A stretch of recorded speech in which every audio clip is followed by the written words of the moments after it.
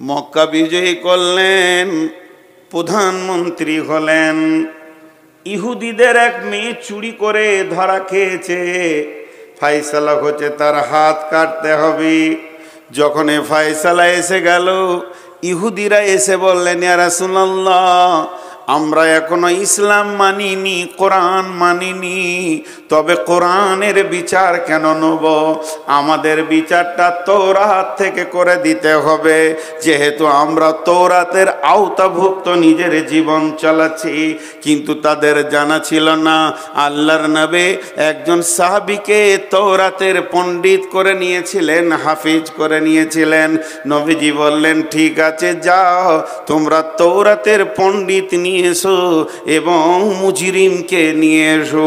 তারা সেখানে এসে হাজির হলো। তারা তাদের হাফেজগুলোকে বলতে বলতে এলো, তোদেরকে কিছু টাকা দেওয়া হবে, যে জায়গায় হাত কাটার কথা আছে ওই শব্দটাকে চেঞ্জ করে দিয়ে ওই শব্দটাকে বাদ দিয়ে লাফিয়ে তুই পড়ে নিবি, তাইলে আমার মেয়ের হাত কাটাটা বন্ধ হয়ে যাবে। সম্ভ্রান্ত ঘরের মেয়ে। এবার তারা সেই রকম টাকা খাওয়া হাফেজ তারা এসেছে। নবীজি বললেন, বলো চুরির শাস্তি কি তৌরাতে আছে?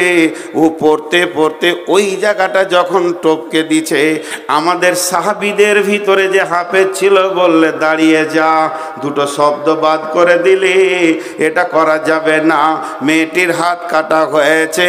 বন্ধুরা আমার, তখনই বিশ্বনবী বলেছিলেন, ওয়ালাউ কানা বিনতি ফাতিমাতা, এই জায়গায় যদি আমার মেয়ে ফাতেমা হতো, তা আমি নবী মুহাম্মদ সাল্লাল্লাহু আলাইহি সাল্লাম নিজের হাতে তার হাত কেটে দিতাম। জি ভাই, এখন ন্যায় বিচার পাওয়া যাচ্ছে পৃথিবীতে? জি, আফসোসের কথা কটা বলবো। রসুল বলছেন, সাদাল কাবিলাতা ফাসিকুহুম জাইমুল কাওমে আরদুলহুম ওয়া উকরিমার রাজুলু মাখাফাতাস সারহি জাহারাতিল কায়নাতু ওয়াল মাজিফু। এমন একটা জামানা আসবে রে, গায়ের নেতা হবে চোর, লম্পট, লুচ্চা, দাগাবাজ, বেঈমানেরা। বিচার করবে কে? মাতাল, লুটেরা, সুদারু, জুয়ারি। আর গোটা দুনিয়াকে লুটে মেরে পঞ্চায়েতের মাল মেরে খেয়েছে, এরাই আবার গায়ের বিচারক হবি। চলছে কি চলছে না? এতগুলো লোক চুপ করে আছে, আমাকে ডাকছে, যান যান যান। ও বিচারকে ঘুম লাগছে, চোখ কচলছে। আর আপনি, আমি বলেছি ভাই আমি শেষ, আমি শেষ, দিনও শেষ, সময়ও শেষ, আমি হার নাই, আমি শেষ। তো জি, একটা জিনিস খেয়াল করেন যে আজকে বিচার কি চলছে। আল্লাহ রসুল আফসোস করেছেন একটা বিষয়ে, দুটি বিষয় আফসোস করলেন। তো সাহাবীরা বলছেন, রাসূলুল্লাহ আপনি আফসোস করছেন দেখতে পাবেন না তার জন্য? বলছি, জি না, আমি দেখতে পাবো না এর জন্য আফসোস করিনি, আমার উম্মত দেখতে পাবে এর জন্য আফসোস করছি।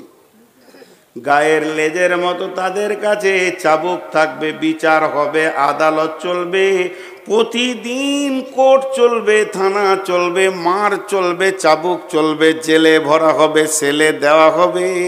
কিন্তু আফসোসের কথা এটাই, দোষী ব্যক্তি গায়ে হাওয়া দিয়ে ঘুরবে আর নির্দোষী জেলে বসে বসে মার খাবি। চলছে না? কথা বলে না? আল্লাহ কি বললেন কোরআনে? ওয়ালা তাকরাবু মালাল ইয়াতীমি ইল্লা বিল্লাতী হিয়া আহসান হাত্তা ইয়াবলুগা শুদ্দাহু ওয়াউফুল কায়লা ওয়াল মিজানা লা নুকাল্লিফু নাফসান ইল্লা উসাহা ওয়া ইযা কুলতুম ফা'দিলু ওয়া ইযা কুলতুম ফা'দিলু ওয়া ইযা কুলতুম ফা'দিলু ওয়ালাউ কানা দা কুরবা। তুমি যখন বিচারে বসবে, সাক্ষী দেবে, তো ন্যায় কথা বলবে, যদিও তোমার নিকট আত্মীয় হয়। একটা ছেলে 4 চাকা গাড়িতে লাগিয়ে দিয়েছে মোটর সাইকেল, এইখানে উদাহরণ দিচ্ছি আপনাদের বরজুমলাতে। আর গাড়িটা আসছে কোথা থেকে? পাকুড় থেকে। সে গরিবের বাচ্চা বিচারাকে 400 টাকা দিয়ে বলেছে মালটা ঢেলে দিয়ে আজকে ঘুরে এসে খাবি, পেট তার চুঁ চুঁ করছে। আর যে টোটোওয়ালাদের অত্যাচার চলছে রোডে, আল্লাহ মাফ করো, এ যে করোনা ভাইরাসের থেকেও কঠিন ভাইরাস। চার চাকা নিয়ে চলা যে কত কঠিন। আমি ড্রাইভারকে বলি টোটো দেখে সাবধান হবি, এলপি গাড়ি দেখে সাবধান হতে হবে না, তাদের ঠিক আছে, কিন্তু এদের কোনো ঠিক নাই। একটা প্যাসেঞ্জার দেখে নিয়ে যে ভরম করে ব্রেক করে দিলে, ওই বাড়ি থেকে আসছে, ও এইখান থেকে ব্রেক মেরে এমনি করছে, জানে নাকি? তার মানে যে চেপে আছে সেই ইন্নালিলা পড়ছে, জানাজা পাবে না। এদের যা চরিত্র আর কি। তো ন্যায় বিচারের ব্যাপারে আমি আপনাদের সামনে যেটা বলছি, যে একটা গাড়িকে টোটোতে লাগিয়ে দিয়েছে, এলপি গাড়িতে। দোষ টোটোওয়ালার, অন্যায় এর। বেলাইনে ছিল, ওটা বড় গাড়ি একটু লেগেছে তো এর একটা চাকা চলে গিয়েছে, ভেঙে গিয়েছে। এখন ওকে কলার ধরে নেমিয়ে মারছে, চলছে মার। ও মারতে মারতে ওর বন্ধু এসে বলছে তাহলে আমিও অনেকদিন মাস্তানি দেখাইনি, তাই চুলটা হিলিয়ে দিয়ে ও মারলে। এখন মানে বর্তমান যুবকদের একটা ভাইরাস, লম্বা চুল আর খালি মাথাটা এমনি করছে আর হাতটা খালি এমনি করছে, হাতটা খালি এমনি করছে। আজকে টোটোতে এলাম 53 থেকে 54 বার খালি এইখানে আস্তে আস্তে হাতটা এমনি করছে। আমি তুমি খুব কষ্টে আছো বলো, আজাব চলছে তোমার।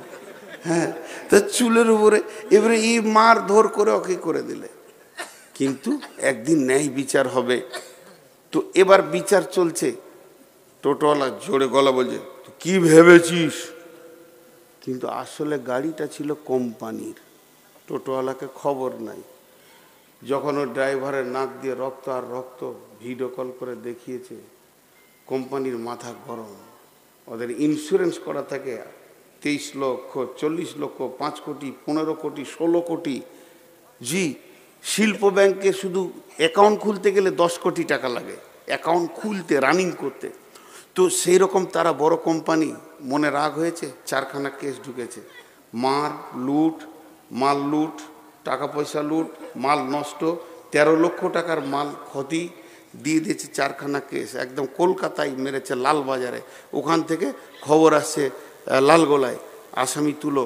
রাত 3টের সময় পুলিশ এসে টোটোওয়ালার ঘর ঘেরে টেনে বার করছে। কি হলো বলে এতগুলা কেস আছে, চোর। ঠান্ডা ঠান্ডা মানে ওর গোষ্ঠী পর্যন্ত ঠান্ডা। অঙ্ক করে 3 লাখ টাকার ঘর বাড়ি নাই, কিন্তু মাস্তানি করেছে। বহু ঘটনা এরকম ঘটেছে, চটপট করে তার গায়ে হাত দিতে যেন না দিয়ে। যখন ওকে থানাতে বসানো হয়েছে, মন দিয়ে শুনবেন, একদিন ও তো বসিয়ে আছে, থানা বড়বাবু বলছে বস, বসলো। একদিকে এসপি, একদিকে ডিএম, একদিকে এসডিও, আর একদিকে আরও কিছু কোম্পানির লোক, বিরাট টিম নেমে গেছে। ওকে তখন বলছে তুই লাগিয়েছিলি না গাড়িটা লাগিয়েছিল? তখন গলার ভিতর থেকে আস্তি করে কেন বলছিস? তুই সেই দিনে কেমন করছিলি? যেদিন মেরেছিলি সেই দিন তোর গলার সাউন্ডটা কেমন ছিল, আজকে কেন হালকা হয়ে গেল? আদালতের মাঝে পড়েছো, সৈন্যের মাঝে আছো, এখন তোমার সমস্ত আম শুকিয়ে চূড় হয়ে গেছে। এখন তুমি আর আমলাও, তোমার নাম আমচুর। টেনেও সোজা করা যেছে না। বড়বাবু বলছে গলা ঝেড়ে কথা বল, পানি খা। বলছে স্যার ভুল হয়ে গেছে, চলবে না। তো আমার আল্লাহ বলছে আমি জিভটাকে রেখেছি 32টা সৈন্যের মধ্যখানে। 2টি সিবিআই কাস্টম তার ওপরে আছে, 2টা সিআইডি রয়েছে, এই দিকে 2টা কাস্টম অফিস তাকে ঘেরে রেখেছে। মাথাটা হলো গোটা বডির আদালত। এতগুলোর ভিতরে যেদিকে তুই কথা বলিস, এটাই হলো তোর কথার জায়গা। আল্লাহ বলছেন ওয়াইদা কুলতুম, যখন তুই কথা বলবে, ফাদিল, ইনসাফ করে কথা বলবে। তোর বডিতেই আমার সিআইডি কাজ করছে। ফাদিল ওয়ালাউ কানা দা কুরবা, যদিও সে নিকট আত্মীয় হয়। বাদশাহ নিজে হরিণ শিকার করতে গিয়েছে, এইরকম করে তীর ধরেছে, একবারে ফলা তীর। হরিণকে পাবে তো আর ওকে আর দুনিয়া থেকে বেঁচে থাকতে হবে না। আর যেই তীর ছেড়েছে, হরিণটা তরফ করে লাফিয়ে উঠেছে, আর লক্ষ্যভ্রষ্ট হয়ে পায়ের তলা দিয়ে সেই তীর। নদীর ধারে এক বুড়ি এমনি করে কাপড় সাফ করছিল, আর ওর একমাত্র বিধবা মেয়ে বাচ্চাটা দাঁড়িয়েছিল, কানে পড়ে স্পট হয়ে গেল। কাজীর কাছে বিচার চলে গেল। বাদশা নিজে মেরেছে, দেশের বাদশা মেরেছে, আর বিচার গেছে কাজীর কাছে। আজকে শুক্রবার, রবিবার বিকাল 3টে ফাইসালা হবে। বাদশাকে এনে হাজির করা হলো। বাদশার সিংহাসনে নাই, কাঠগোড়ায় দাঁড়িয়ে আছে, বুড়ি দাঁড়িয়ে আছে, দাফন কাফন হয়ে গেছে। একদিকে স্বামী হারিয়েছে, এবার সন্তান হারালো, যার মুখ পানে তাকিয়ে দুনিয়ার আলো দেখছিল। বাদশা তীর হাতে করে গিয়েছে, কাজী বিচার দিচ্ছে। বাদশাহ বলে, বলুন তুমি মেরেছো? বলে, হ্যাঁ স্যার, ইচ্ছা করে নয়, তবে লক্ষ্যভ্রষ্ট হয়ে গিয়েছিল। হরিণটা চলে গেল, গিয়ে নদীর ধারে ঘাটে উনি কাপড় সাফ করছেন, ওর বাচ্চার কানে লেগেছে, তীর স্পট হয়ে গেছে। বাদশাহ এবার ফাইসালা দিচ্ছে, জাল্লাদ, আমার আল্লাহর ফাইসালা কতলের পরিবর্তে কতল। তুমি হরিণ মারবে না বাঘ মারবে তোমার ব্যাপার, কিন্তু তোমাকে ডানে বামে দেখতে হতো। যদি তীর লক্ষ্যভ্রষ্ট হয় তাহলে তীর কোথা গিয়ে পৌঁছাতে পারে। তুমি নিশা মতো, পাগলার মতো হরিণের নিশাই মেরে দিয়েছ।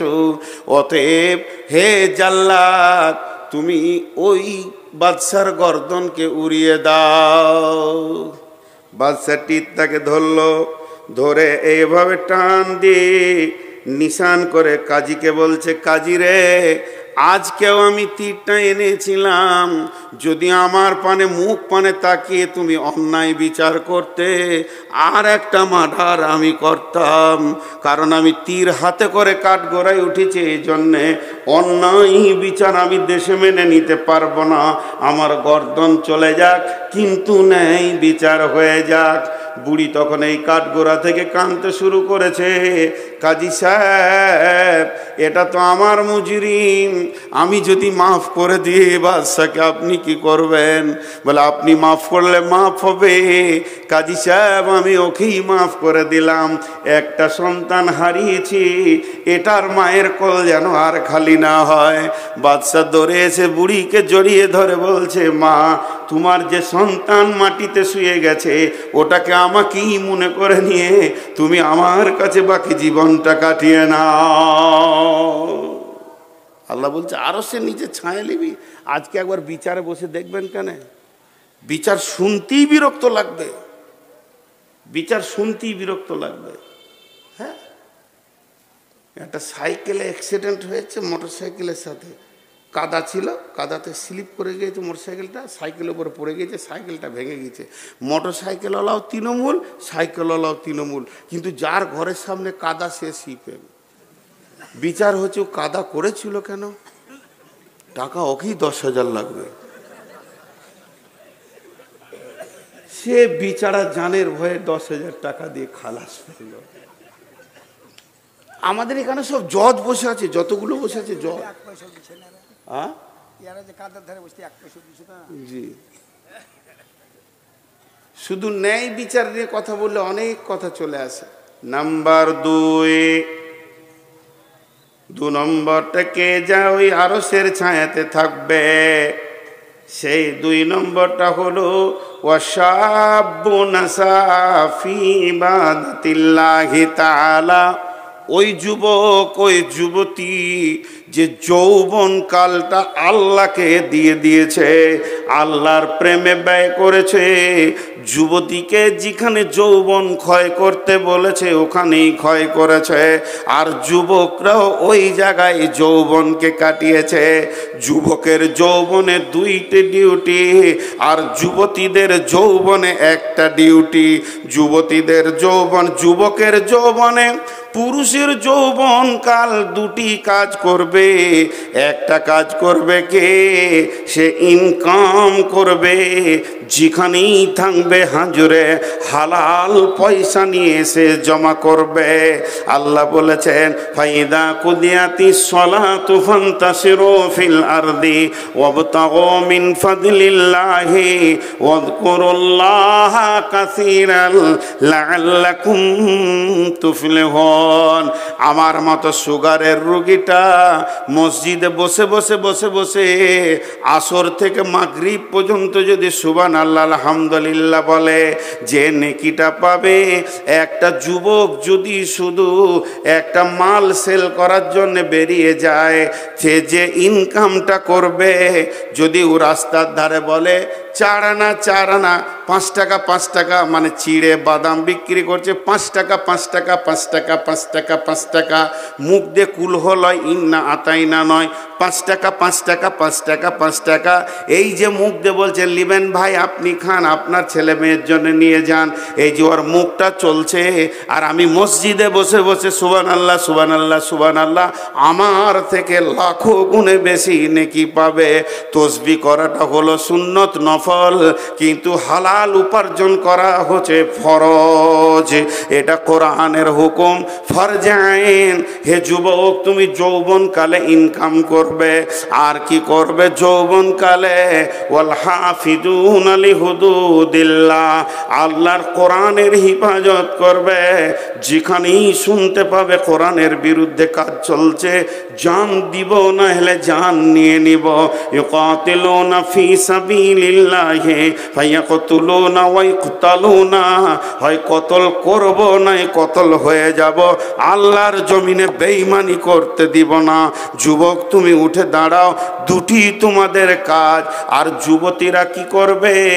কুল্লিল মুমিনাতি ইয়াগুদুদনা মিন আবসারিহিন্না ওয়া ইয়াহফাজনা ফুরুজাহুন্না, মেয়েদের যৌনাঙ্গ, মেয়েদের শরমগাকে কেন্দ্র করে আমার রব কোরআনে বেশ কয়েকটা আয়াত নাজিল করেছেন। আম্মা জানা এসাকে পাক করতে গিয়ে 11খানা আয়াত নাজিল করেছেন। হযরত মারিয়ামের পবিত্র ঘোষণা করতে গিয়ে বেশ কয়েকটা আয়াত নাজিল করেছেন। এবং আমার রব সারা পৃথিবীর যত মুমিন আছে, আল্লাহ ওয়ালি আছে, এদের যৌনাঙ্গকে এক জায়গায় করে বলেছে তোমরা এটাকে হেফাজত করো। এটা যে কত দামি জিনিস, আমার পৃথিবীতে যত নবী, যত মাওলানা, যত মুফতি, যত বক্তা, যত মাদানি, যত কারি, যত হাফেজ, যত শহীদ, যত নবী, যত আম্বিয়া এসেছে, ওটার ভিতর দিয়ে পৃথিবী দেখেছে।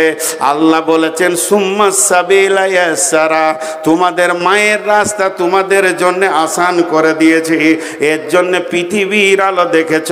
হে আমার মায়ের দল, লুচ্চাদের পাল্লায় পড়ে তুমি এত দামি জিনিসটাকে নষ্ট করে দিও না। আল্লাহ তাবারাক ওয়া তাআলা বিশ্ব যুবতীর জন্য একটা বাটখারা রেখেছেন, হযরতে মারিয়াম, তাকে নবুয়তি টাইটেল দিয়েছেন আলাইহাস সালাম। সেই মারিয়ামের ব্যাপারে আল্লাহ বলছেন ওয়া মারিয়াম ইবনাতা ইমরানা আল্লাতী আহসানাত ফারজাহা ফানাফাকনা ফীহি মির রূহিনা ওয়া সাদ্দাকাত বিকালিমাতি রাব্বিহা ওয়া কুতুবিহি ওয়া কানাত মিনাল কানিতিন। বিশ্ব যুবতীর দল রে, তোমরা মারিয়ামকে দেখে লক্ষ্য করে পা ফেলো। সে তার শরমগা এবং গোটা বডিটার এমনই হিফাজত করেছিল, আমি রব তার ভিতর থেকে দামি গোলামকে নিলাম এবং মা বাপকে, মা বেটাকে কিতাব দিয়ে ধন্য করলাম।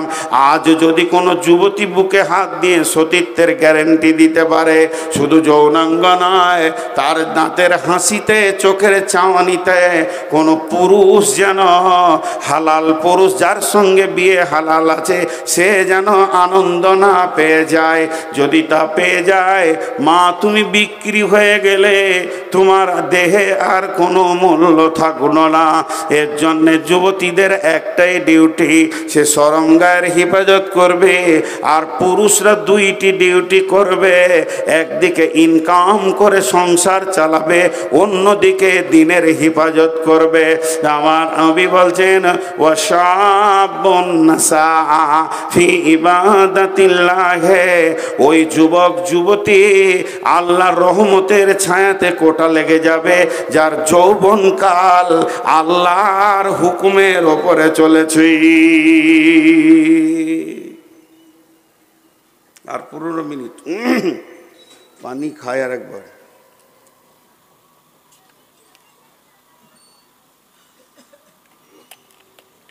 জি, নাম্বার 3, ওয়ারাজুলুন কালবুহু মুআল্লাকুন বিল মাসাজিদি।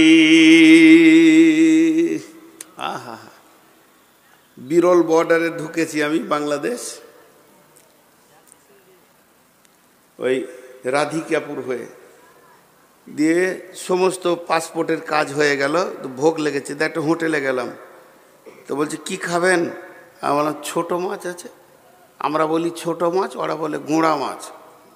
তো গুঁড়া মাছ আছে, তোলা আছে, দাও 1 প্লেট, দুজন আছি আমরা, 2 প্লেট দাও। তো আলুর সঙ্গে রান্না করেছে, তো টোটালটা যদি 200 গ্রাম ওজন হয়, যে তরকারিটা দিয়েছে 100 গ্রাম ওজন হবে, তো মোটামুটি 100 গ্রামে 98 গ্রাম আলু আর 2 গ্রাম মাছ। তা আমি হোটেলওয়ালাকে বলছি মাছে আলু না আলুতে মাছ, আপনি হিসাব করেন।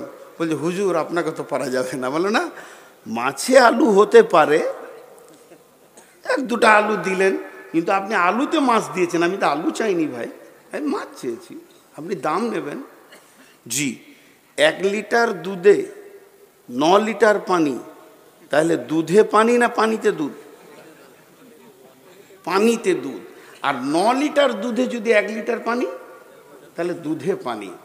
তো আমাদের জীবনটা হবে মসজিদওয়ালা দুনিয়া, কিন্তু হয়ে গেছে দুনিয়াওয়ালা মসজিদ। মসজিদে ঢুকছি আধা ঘন্টা, আধা ঘন্টার মধ্যে 30 মিনিট, 30 মিনিট, প্রতি মিনিটে 60টা সেকেন্ড আছে, 5 মিনিট আল্লাহকে মনে পড়ছে, বাকি 29 মিনিট 55 সেকেন্ড দুনিয়াতে মনটা পড়ে আছে। তাহলে মসজিদটা দুনিয়াওয়ালা মসজিদ হলো। আর আমার রসুল বলছে তোমার দুনিয়াটা মসজিদওয়ালা হয়ে যাক। তুমি মাঠে কাজ করবে কিন্তু তোমার দিল পড়ে থাকবে মসজিদে। তুমি মার্কেটে থাকবে, হঠাৎ চমকে উঠবে, কিরে বাবা আজান হলো নাকি? খরিদ্দারের সঙ্গে কথা বলি, আজান হলো না কিরে বাবা, মসজিদ যেতে হবে। হ্যাঁ, এমন মার কাট কাজ, ধান কাটো, ধান নিয়ে চলো, ধান বও, সারাদিন যেন শ্বাস ফেলার সময় নাই। ভোরবেলায় বেরিয়ে গেছি, জোহরের আজান শুনে মাঠি নামাজ সেরে নিয়েছি, সালাম ফিরে আবার কাজে লাগ, চল চল চল। বাড়ি থেকে খাবার গেল, খেয়ে নিলাম, আসরের সময় ধানগুলো গছিয়ে সন্ধ্যার সময় বাড়ি এসে যেই মাগরিব ডুবো ডুবো হয়ে গেছে, আজান শুনলাম, আর বাড়িতে মন টিকছে না, দিল যেন মসজিদকে ছিঁড়ে, মসজিদ যেন দিলকে ছিঁড়ে লিছে। মসজিদ রে, তোকে জোহরে দেখিনি, আসরে দেখিনি, এখন মাগরিবে না দেখে আর থাকতে পারবো না। মসজিদে যদি দিলটা টাঙা থাকে আর বডিটা যদি দুনিয়াতে ঘুরে বেড়ায়, আপনার কাজগুলো নামাজেই গণ্য হয়ে যাবে। কারণ আপনি নামাজিরত রয়েছেন, শুধু ছুটি নিয়ে দুনিয়া করতে গেছেন। অতএব বন্ধুরে, আল্লাহর নবী বলছেন ওয়ারাদুলুন কালবুহু মুআল্লাকুন বিল মাসাজিদে, ওই লোক যার অন্তরটা মসজিদে টাঙা আছে। হাজি, আমরা ইমামকে মুয়াজ্জিনকে মসজিদ সাফ করার ব্যাপারে হুকুম করি না?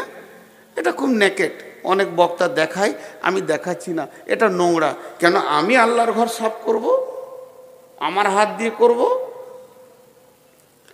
বেদাতি পীর আছে আমাদের এলাকায়, তোমার নামটা আর করছি না, তো ও পীর জীবিত পীর এখনো বেঁচে আছে, দুটো আছে একই গ্রামে, একটা মরেছে একটা আছে। তো আমাকে আমার দিল চাইলো যে ওকে একদিন দেখা করি। ওই এলাকায় থাকতাম আমি একটা মাদ্রাসায়। তো ভদ্রলোক এত হার্ড আরবি জানে, আবার ইঞ্জিনিয়ার, ইংল্যান্ড থেকে পাস করা ইঞ্জিনিয়ার, পীর ইংল্যান্ড থেকে পাস করা ইঞ্জিনিয়ার, আর এত হার্ড আরবি জানে যে ও আরবি বলবে তার আপনি ডিকশনারি ছাড়া তর্জমা করতে পারবেন না। ভদ্রলোক এত শিক্ষিত, কিন্তু ওই এহরামের মতো একটা কাপড় নিচে পরে আছে আর একটা গায়ে দিয়ে আছে। ওর একটা মুরিদকে বললাম, তোর পীরকে দেখাবি না একবার? বলে চলেন, নিয়ে গেল। তো আমি মসজিদের দরজায় দাঁড়িয়ে আছি, ঘন ঘন ঘড়ি দেখছি, মানে 40 মিনিট পরেই আমার বাস, 40 মিনিট পরেই বাস। বলছে আপনি দাঁড়ান, আমি পীর সাহেবকে ডেকে আনি। ভিতরে গেল, তো দেখছি ওই রকম এহরাম হালাতে আসছে, কিন্তু মাথা ঢাকা মেয়েদের মতো এইদিকে ঘুরে নিয়েছে। তো চুলটা দেখার আমার খুব শখ ছিল, শুনেছি ওর চুল নাকি 2 হাত, কিন্তু দেখতেই পেলাম না। তো দেখার খুব শখ ছিল, টেনে তো খুলতেও পারছি না। তো অনেক উঁচু শিক্ষিত মানুষ, সে খবর আমি জানি। উনি আসলেন, আমি বলছি না যে এটা ভালো কাজের লাইন। তো এসে আমি এক হাতে মুসাফা করলাম, উনি এক হাতে মুসাফা করলেন। আসসালামু আলাইকুম। ওয়ালাইকুম আসসালাম। কি বাবা নূর মোহাম্মদ? আমার নামটা আগে থেকেই জানে, বা ও বলেছে ওর মুরিদ। আমি অনেক দিন থেকে ভাবছি হয়তো তুমি একবার দেখা করবে, তো এতদিন পরে এলে। আমার সাথে ওর বয়স আসমান জমিন পার্থক্য, উনি মুরব্বী। তো বললাম জি হে, আমি দাঁড়িয়ে আছি। তো চট করে মসজিদে উঠি, একটা মসজিদের মুসল্লাকে এনে আমাকে বলছে বসো, আর ঝাঁটাটা নিয়ে মসজিদ ঝাঁট দিতে শুরু করলো। আমি বলছি হুজুর আমাকে দেন। বলছে না, তুমি মেহমান, তোমাকে দেওয়াটা আমার ঠিক হবে না, এটা তো রসুল দেননি মেহমানকে, আমাকে তোমার ইজ্জত করতে হবে, আমাকে তুমি বলছে বয়স হিসেবে। বসলাম, আমি বললাম প্রথমেই বেয়াদবি মাফ করবেন, আমার গাড়ি আর 40 মিনিট, অল্প সময় দিব, কিছু আমাকে বলেন। তো কথা শুরু করলো যে আজকের দিনে এখন তোমার সঙ্গে আমার দেখা হবে এবং অল্প সময় টাইম দেবে, আমার কিছু মনে করার নাই, এটা ফাইসালা আসমান থেকে এসেছে, আল্লাহর ফাইসালা। তা মা বাপের সঙ্গে ভালো ব্যবহার করবে, প্রতিবেশীর সঙ্গে ভালো ব্যবহার করবে, আল্লাহ রসুলের সুন্নতের পাবন্দির ওপরে জীবন কাটাবে, ফরজ হুকুম ছেড়ে দিও না, আল্লাহ তোমাকে ঠিক কামিয়াবের জায়গায় পৌঁছাবে। এই কথা বললেন, তারপর আমি চলে আসলাম। ওর সঙ্গে আর আমার দেখা নাই। তো ওর কাছ থেকে এই ইলমগুলো পেয়েছিলাম ওর মুরিদের কাছ থেকে, শরীয়ত, তরিকত, হাকিকাত, মারিফাত, তান্ত্রিক, তামাসিক, যান্ত্রিক, রাজসিক, এই রুটের লাইনে যে কথাগুলো ওখান থেকে উদ্ধার করেছিলাম অনেক। তো খুব নোংরা জায়গা আছে ওখানটা, খুব নোংরা আছে, আপনারা শুনে ভালো মনে করলেন, খুব নোংরা আছে। কিন্তু আমি এই কথা বলতে বলতে এতদূর এলাম কেন, যে একটা আন্তর্জাতিক পাস করা ইঞ্জিনিয়ার, ও পীর হোক আর না হোক, এটা তো পাস করে এসছে ইঞ্জিনিয়ার, মসজিদে উঠি প্রথমে ঝাঁটাটা হাতে করে ঝাঁট দিতে লাগলো, কারণ ওর হৃদয়ে মসজিদের মহব্বত আছে। আর আমরা মসজিদে ঢুকে খক ঠুক, এবার জানলাতে লম্বা হয়ে ঝুলছে, সে ঝুলছে তো ঝুলছে, ওটা ওর সাফ করারই কোনো নিয়তি নেই, অথচ এটা আল্লাহর ঘর। আর মা বোনেরা গোটা ঘরে যেটা ঝাড়ু দিয়ে জমা হবে মাল, ওটা নিয়ে যে মসজিদের পাশে ঢেলে দিলে, মসজিদকে নোংরা করে রেখেছে। মসজিদ এত সুন্দর হয়ে থাকবে, আপনার একটা বাড়ি, আমার একটা বাড়ি, আপনার একটা বাড়ি, ইনার একটা বাড়ি, ওনার একটা বাড়ি, গোটা গ্রামে 300 জনের 300টা বাড়ি, আর 300 জনের একটা বাড়ি। তাহলে বলেন ওখানে ময়লা থাকে কি? 300 জন যদি নিয়ত করে আল্লাহর ঘরে ঝুল হতে দিব না, আল্লাহর ঘরে ভিতর কেন বাইরে তো দাগ লাগতে দিব না, একটু ময়লা লাগতে দিব না, আমি সুন্দর করে ঝেড়ে দিব। আল্লাহর নবী বলছেন ওয়ারাদুলুন কালবুহু মুআল্লাকুন বিল মাসাজিদি ফিল মাসাজিদি, ওই লোক আরশের ছায়াতে থাকবে, রহমতের ছায়াতে থাকবে, যার হৃদয়ে মসজিদের মহব্বত আছে।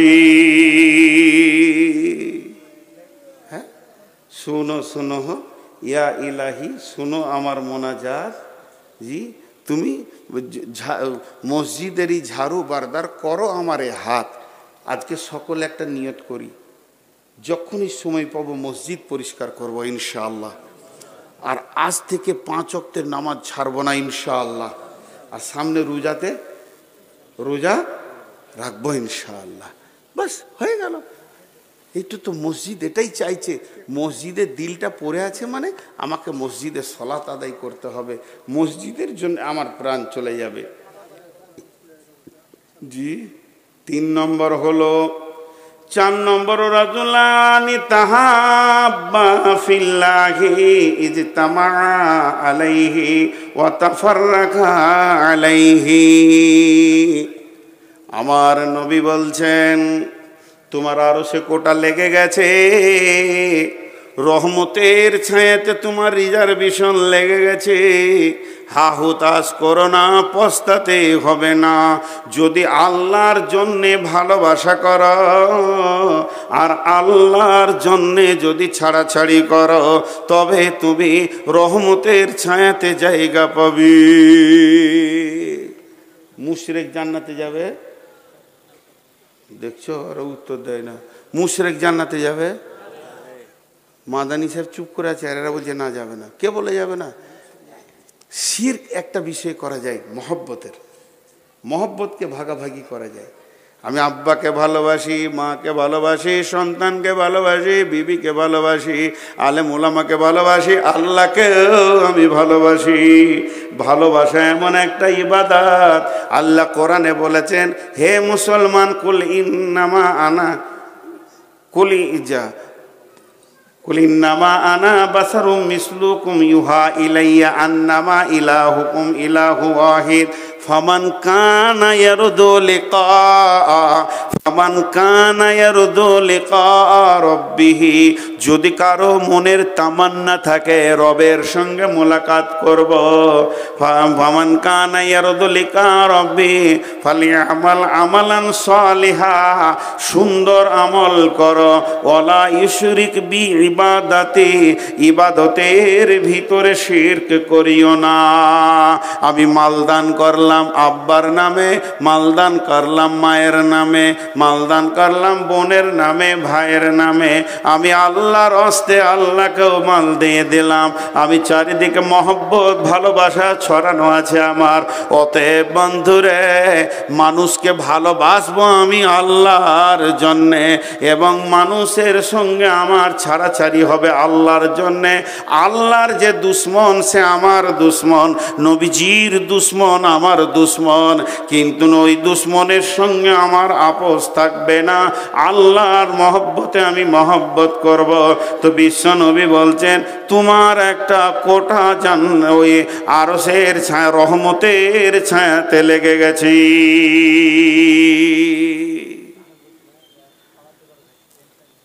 বর্তমানে যত ভালোবাসা হয় স্বার্থ লুকানো থাকে। কথাটা বুঝাতে পারলাম? স্বার্থ লুকানো থাকার কারণে ওটা প্রেম বলা যাবে না, ওটার নাম হবে ধান্দাবাজ। ওটার নাম কি? ধান্দাবাজ।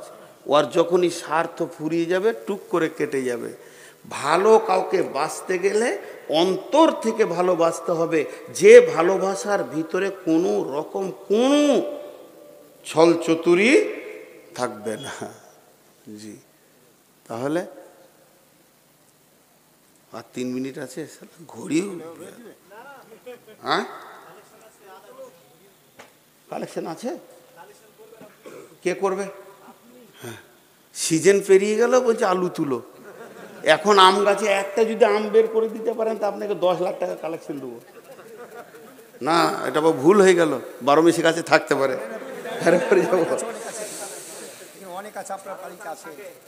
জি, অনেক গাছে থাকে আমার বাড়িতে।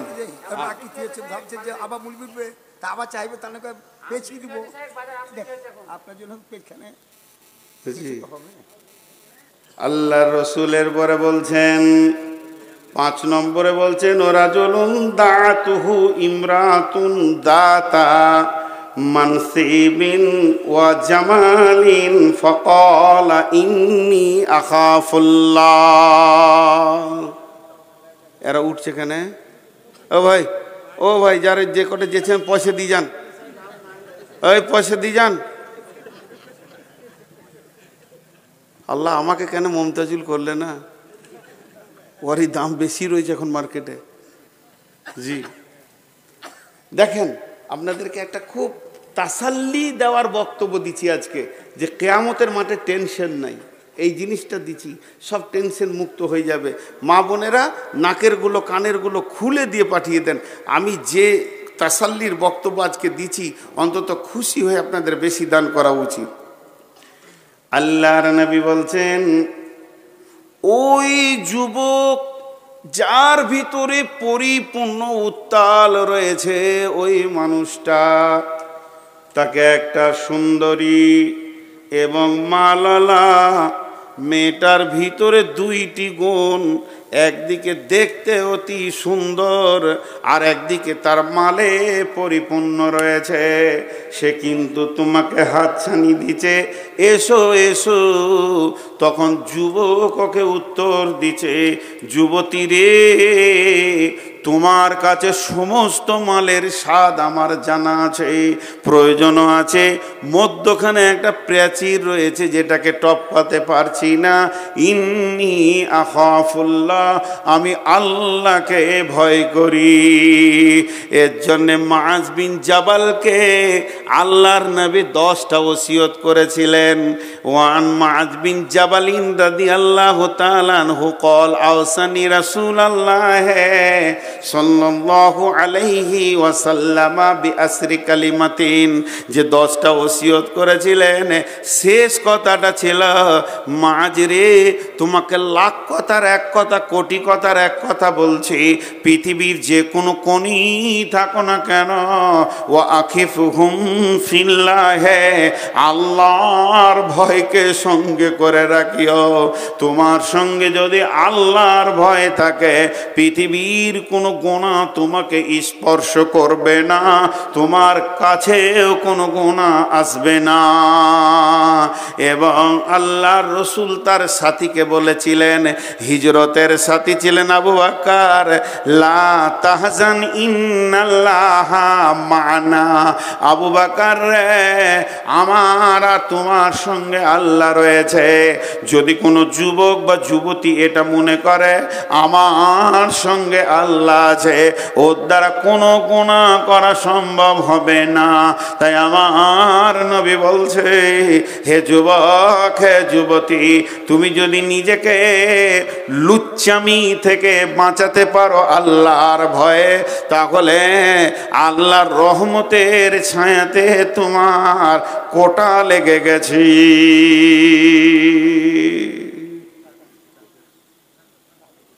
জি, কটা হলো ভুলে গেছি, 5টা হলো।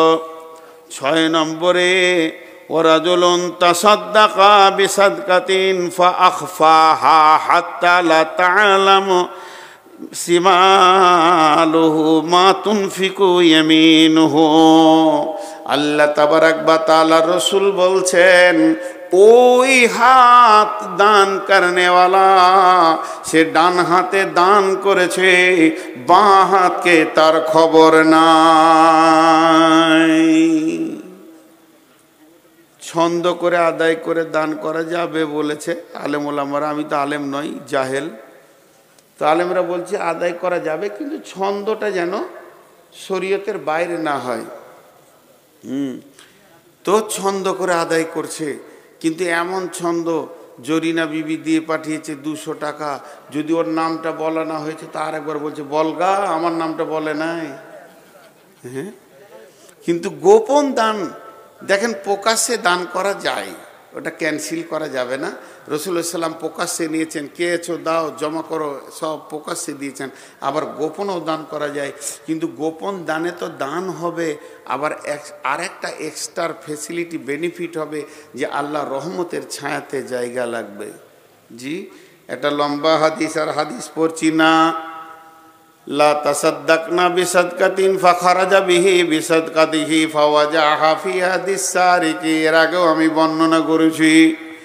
নবী মুসার জামানায় ঘটনা, বানি ইসরাইলদের একটি লোক নিয়ত করলো আজকে গোপনে দান করব, আমি নবী মুসাকেও বলবো না। এই হাদিসটা ইমাম বুখারী আলাইহি রাহমা বর্ণনা করছেন। বিশ্ব নবী বলেছেন, নবী মুসার জামানায় ঘটনা, লোকটা কত এখলাসের সঙ্গে দান করছেন, এমনকি নবীজিকেও সে জানাচ্ছেন না, সেই জামানার নবীও জানছে না। সে গোপনে এক জায়গায় এতটি মালকে, এতটি স্বর্ণ মুদ্রা মুদ্রা হোক, রৌপ মুদ্রা হোক, দিরহামকে বেঁধেছে, রাতের আঁধারে ঘুরছে, আজকে রাতে দান করব, এমন লোককে দিব যেন কেউ না জানতে পারে আমি দান করেছি। মোড়ে একজনকে দিয়ে দিল ওর কোলে, এবার দানটা দিয়ে নিজেকে কাপড় ঢাকা নিয়ে লুকিয়ে আঁধারে পালিয়ে গেল। ওই মালটা নিয়ে এবার গয়ে প্রচার, সকালবেলায় যেখানে 5টা লোক ফাসবাহু ইয়াতাহাদ্দাসুনা তুসদ্দিকাল লাইলাতা আলা সারিকে, যেখানেই 5টা লোক সেখানেই আলোচনা হচ্ছে, ওরে কপাল শোন, আজকে রাতে কে গোপনে দান করেছে, করবি কর, এলাকার সেরা চোরকে করেছে। চোরের হাতে মাল পড়ে গেছে, এবার দান কান্নাওয়ালা তো জানছে যে আমি করেছি, তাহলে চোরের হাতে পড়ে গেল, ওর মন আফসোস, বলছে আজকে আর একবার করব। আবার ওই রকম টাকা নিয়ে বের হয়েছে, আজকে বেটা ছেলেকে দিব না, তারা মেয়ে মানুষকে দিয়ে দেবো, আন্ধারে দিয়ে দিয়েছে। ফাসবাহু ইয়াতাহাদ্দাসুনা তুসদ্দিকাল লাইলাতা আলা জানিয়া, সকালবেলা বলছে ওরে সুবহানাল্লাহ, গতকালকে দিয়েছিল চোরকে, আজকে দিয়েছে বেশ্যাকে। দান কর্নালা বলছে কপাল কি হচ্ছে রে, চান্স লাগছে না কেন, এ তো ভেজাল খালি সাইড হয়ে যাচ্ছে। আবার বলছে আচ্ছা দান দান 3 দান, আজকে একবার দেখি। আবার বের হলো, দেখছে কোনো যুবককে দিব না, যুবতীকে দিব না, থুত্তুড়ে বুড়াকে দিয়েছে। সে রাস্তার 3 মোড়ে বসে আছে, খুব খুব করে কাশছে, বলছে এর মতো গরিব আর নয়, তাহলে একেই দিয়ে দিই। ওর কোলে দিয়েছে। ফাসবাহু ইয়াতাহাদ্দাসুনা তুসদ্দিকাল লাইলাতা আলাল গানি, সকালবেলায় কারায় পাড়ায় মোড়ে মোড়ে আলোচনা চলছে, দানের বহর বেড়েছে। প্রথম দিন দিয়েছে চোরকে, দ্বিতীয় দিন দিয়েছে বেশ্যাকে, তৃতীয় দিন দান করেছে এলাকার বড় লোক একমাত্র হাড় কিপটে বকিলকে। এবার ও কাঁদতে শুরু করেছে, আল্লাহ কি করলাম যে আমার দানকে কবুল করছো না। পরে বর্ণনা দিচ্ছেন হাদিসটাতে যে আল্লাহ বলছে তোর 3 দিনের দানকে কবুল করে আমি 3 জনকে হেদায়েত দিয়েছি। ওই জানিয়া মেয়েটা বলছে আল্লাহ আর জীবনে নোংরা কাজ করব না। এই এটা বিয়ে বাড়ি পেয়েছিস? তখন থেকে শুনেই যেছি হায়া সরব নাই, চিল্লাইছে। তো আপনারা একটু ধৈর্য ধরেন। তো ওকে জানিয়াকে হেদায়েত দিয়েছি, চোরকে হেদায়েত দিয়েছি, বখিলকেও হেদায়েত দিয়েছি। দেখেন দান যদি ইখলাসের সঙ্গে হয় তাহলে তার রিয়াকশন আলাদা হবে। আর একটা আছে 7টার মধ্যে বলে নি, শেষকালে ওয়ারাদুলুন যাকারাল্লাহ খালিয়ান ফাফাদাত আইনাহু, ওই লোকটা রহমতের ছায়াতে থাকবে যে লোকটা গভীর রাত্রিতে উঠে চোখের পানি আল্লাহর কাছে ফেলে। অনেকে বলবে দোয়া জানি না, খ্যাপা, সব থেকে বড় দোয়াটা আমার কাছে শিখেলেন, চোখের পানি, এর থেকে বড় দোয়ার কিছু নাই। বাচ্চা ছেলে কোন ভাষায় কথা বলে? 1 বছরের 1.5 বছরের বাচ্চা, হ্যাঁ কান্না করে, ওর কাজ হচ্ছে কেঁদে দেওয়া, মায়ের কাজ হচ্ছে ওর কান্না চুপ করানো। তো আমার কাজ হচ্ছে আল্লাহর কাছে কেঁদে দেওয়া, ওর কাজ হচ্ছে আমার কান্নাকে চুপ করানো। কেন কাঁদছি? মামলা হয়েছে, ঋণ হয়েছে, ব্যথা হয়েছে, অসুস্থ হয়েছে, ছেলে কথা শোনে না, মেয়ে কথা শোনে না, বিবি কথা শোনে না, আব্বা কথা শোনে না, ভালো লাগছে না, শরীর চলছে না, যত রকম তোমার অভাব আছে এতগুলা বলার তুমি বলতে পারবে না, মনেও থাকবে না। তবে যে কেঁদে দিল সে লুটে নিল, যে রো দিয়া ও লুট লিয়া। অতএব চোখের পানিতে খালি তুমি বেশি কথা বলো না, একটা শব্দ বলো, রব্বানা রব্বানা রব্বানা। মূর্খ আছি, ভাষা জানি না, জ্ঞান নাই, আমার কি দরকার আমি নিজেই জানি না আমি কত মূর্খ। মাবুদ তুমি হলে সব থেকে শাহিনশাহ, আমার চোখের পানি তোমাকে বন্ধ করতে হবে। জাহান্নাম নিব না, জান্নাত ছাড়ব না। পৃথিবীর বুকে আমার অনেক রকম কেস মামলা আছে, মাবুদ তুমি আমাকে আনন্দ করে দাও। তাই আল্লাহর নবী বলছেন ওয়ারাদুলুন যাকারাল্লাহ খালিয়ান, একদম শুদ্ধ অন্তরকরণে আল্লাহকে ডাকবে, ফাফাজাত আইনাহু, তার দুটি চোখের পানি গরম গরম বইতে থাকবে। বিশ্বনবী বলছেন, উম্মত রে, রহমতের কোটাতে তোমার সিট লেগে গেছে। ভাই, যতটি লোক বসে আছেন, আমার কথা যখন 1.5 ঘন্টা শুনতে পেরেছেন, তা আমার 1.5 মিনিটের একটা কথা শুনেন। এই আয়োজন, এই লাইট, সাউন্ড, মাইক, এত কিছু একটা কমিটি, খারাপ কথা না বললে মানাচ্ছে না বলি বলছি। আমি ওনাদেরকে গাধা বলতে চাইছি না, গাধার মতো 3 মাস 4 মাস থেকে খেটে যে একটা আয়োজন দিয়েছে, যদি আপনারা কিছু না দিয়ে চলে যান, এটা কেমন হবে আপনি আপনার আদালতে বিচার করলেন। আপনারও একটা সুস্থ মস্তিষ্ক আছে, আপনি ঠিক নেই বিচারটা পেয়ে যাবেন। আপনার বিবেক আপনাকে বলবে এটা চূড়ান্ত পর্যায়ের অন্যায় হচ্ছে। বিধায় যতটি লোক বসে আছেন, আমি এখানে একটা চাদর দিছি, ওই চেয়ার থেকে, ওই দূরে থেকে হেঁটে এসে একবার চাদরে হাতটা রেখে যান। এটা আমার শেষ কথা। আর মা বোনেরা, ওখানে যেভাবে কালেকশন হচ্ছে ছাত্রীদেরকে দিয়ে, ওখানে একবার চাদর, এখানে একটা চাদর দেন। আর 2000, 5000, 1 মণ, 2 মণ, 20 কেজি, 50 কেজি ধান দেনেওয়ালা যদি কেউ আছেন, তো আল্লাহর রাস্তে বলেন। এই মজলিস আপনি আল্লাহ, আমি একটু দোয়া করি, আপনারা আমিন বলেন। এই আল্লাহ, তুমি আমাদের এই সভাকে কবুল করে নাও, এই মাদ্রাসাকে কবুল করে নাও, সন্ধ্যা থেকে নিয়ে যত দান হয়েছে কবুল করে নাও। শুধু এখানে নয়, সারা পৃথিবীতে ইসলামকে বাঁচানোর জন্য যত কালেকশন হয়েছে কবুল করে নাও। আল্লাহ, আমাদের মা বাপকে তুমি মাফ করে দাও, দাতার মা বাপকে তুমি মাফ করে দাও। আল্লাহ, তুমি হায়াতে তাইয়্যিবা দাও, তুমি আমাদের সকলকে কবুল করে নাও। ভাই, আপনারা উঠে আসেন, নেকি বেশি পাবেন, উঠে আসেন। চাদরওয়ালার কাছে আপনারা উঠে আসেন, সকলে কথা বলতে বলতে আসেন। সবাই বলেন সুবহানাকা আল্লাহুম্মা ওয়া বিহামদিকা ওয়া আশহাদু আল্লা ইলাহা ইল্লা আনতা আস্তাগফিরুকা ওয়া আতুবু ইলাইকা। আপনারা উঠে আসেন ভাই আমার। একজনও চাদরে হাত না দিয়ে যাবেন না। আপনার টাকা নাই, আপনি খালি হাতটাও চাদরে দিয়ে তারপরে যাবেন। জি, টাকা লাগবে এমন কোনো শর্ত বলিনি, টাকা নাই, খালি হাতটা চাদরে দিয়ে যান। আল্লাহর গোলাম, রসুলের উম্মত, আপনি একবার বিসমিল্লাহ বলে বরকতের দোয়াটা দিয়ে যান। আপনার বরকতের দোয়াতে ইনশাআল্লাহ আল্লাহ তার মাদ্রাসাকে, আমাদের মাদ্রাসাকে, বানাতকে কবুল করে নেবেন। বিধায় আপনাদের কাছে খুব মিনতি করে করজোরে বলছি, আল্লাহর ওয়াস্তে আপনারা দিয়ে যান। না, সবাই আসবে, কেউ বাদ যাবে না ইনশাআল্লাহ, কেউ বাদ যাবে না। কোথা ঢুকে গিয়েছে।